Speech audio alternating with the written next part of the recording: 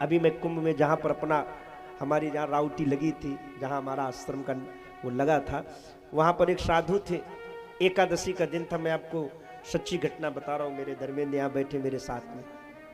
वो साधु ने 3 बजे जो व्यवस्था की गई थी प्रशासन के द्वारा, टोटी में जल आता था, वो भी संगम से ही आता था।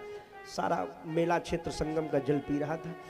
ये सच्ची घटना है, आपको मैं बता रहा हूँ। उस साधु ने 3 बजे उठ करके स्नान किया। माघ की कृष्ण पक्ष की एकादशी थी उस दिन। स्नान किया और वहीं आग जल रही थी। उसने वस्त्र पहने, चंदन बंदन लगाया माथे पर, अपना जो इष्ट का ध्यान करना था वहीं करने लगा। आग के पास बैठ गया। वहीं टोटी के बगल में ही आग जल रही थी। एक सफाई कर्मी भी वहीं पर आग जला करके बेचारा तापा करता था। और बैठे बैठे ही किसी से एक लोटा जल नहीं, कोई छींक नहीं, कोई मलमूत्र नहीं, बिल्कुल स्नान ध्यान करके एकादशी का दिन चंदन बंदन गले में कंठी पड़ी और बैठे बैठे ही सो गया। समझ गया? शरीर छूट गया उसका।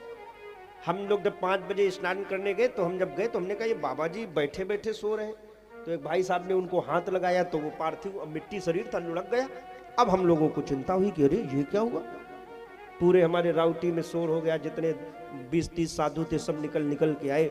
सबने देखा, किसी ने कोई बात रखी, किसी ने कोई बात रखी, लेकिन हमारे किसी ने कहा सर्दी लग गई, किसी ने कुछ कहा, किसी ने कुछ कहा, लेकिन हमारे मुख से एक ही बात निकली। हमने कहा ऐसी मृत्यु भगवान हमको भी दे, और हम तो कहते सबको मिल जाए तो सबसे बढ़िया।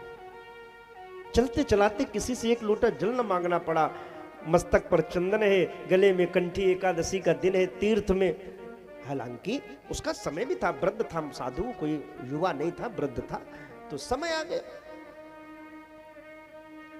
तो हमने कहा